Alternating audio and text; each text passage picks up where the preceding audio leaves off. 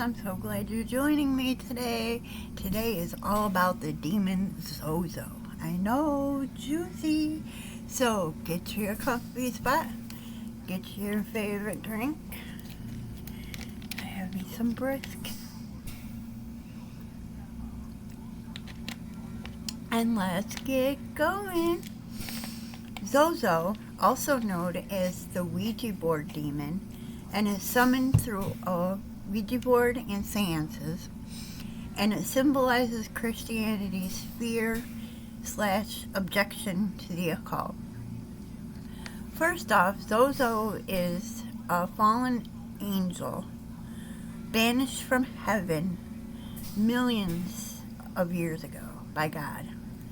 ZOZO is supposedly the demon that possessed our young man from last week, Roland Doe. ZOZO is said to mimic the voices of the dead who the person is using the Ouija board. So, like, if you're trying to contact your dead grandma, it's going to sound like your dead grandma. ZOZO is a cruel and sadistic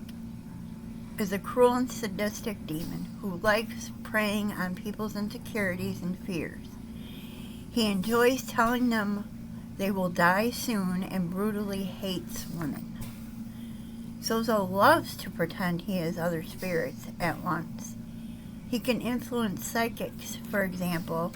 If a psychic is adamant that there are only 2 ghosts in the building, ZOZO will confuse them by saying there are 9 ghosts. He will also add confusion scenarios by saying he is a little boy ghost and that he is afraid of malevolent spirits haunting the place. ZOZO loves watching his victims squirm with confusion and many times takes pleasure when one gullible human being believes his lies. ZOZO is very sadistic and loves watching friends fall out or listen to his lies. He's a master deceiver. When he is not surprising us, the devil is claimed to be the father of all lies, and ZOZO is a powerful devil in hell under Satan. And an article was published about him in the 1900s. In that article, Brooke Kenworth has her soul taken by her husband named ZOZO. ZOZO is tall, muscular, with black skin,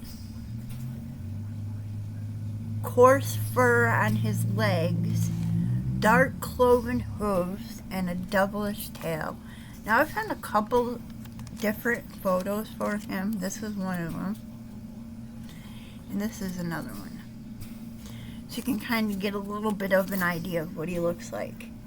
His face is black with large tints and red because he paints red all over his face, and a crackling sound that occurs upon his presence.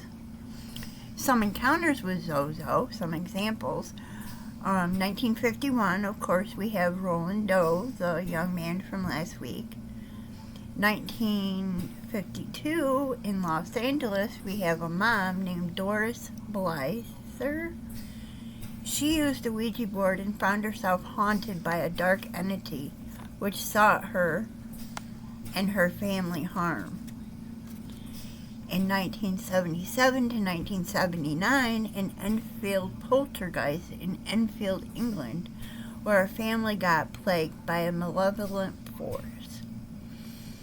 In 2012, Tombstone, Nevada, a small group of soldiers were off duty and decided to mess with a Ouija board, just for fun. They made contact with an alleged spirit who told them he had died in Tombstone. On the way back, one of them got possessed and almost killed the others in a car crash before the demon left him and he regained consciousness. Finally, in 2019, YouTuber Kyle Godfrey attempted to contact ZOZO at 3 a.m. on a Ouija board and made contact with an entity who said it was ZOZO.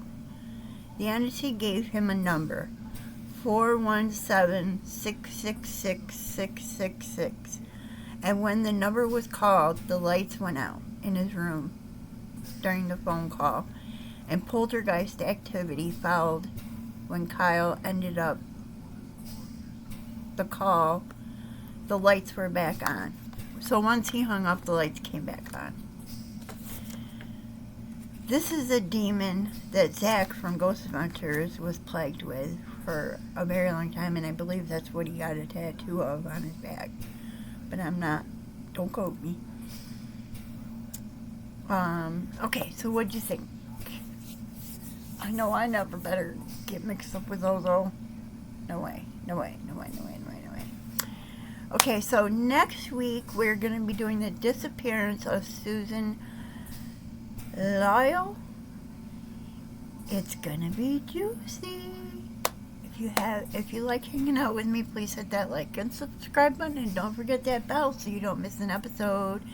Thank you all for hanging out with me. I love and appreciate all of you. Have a good week. Keep it rocking, and I'll see you on the next Amy's View.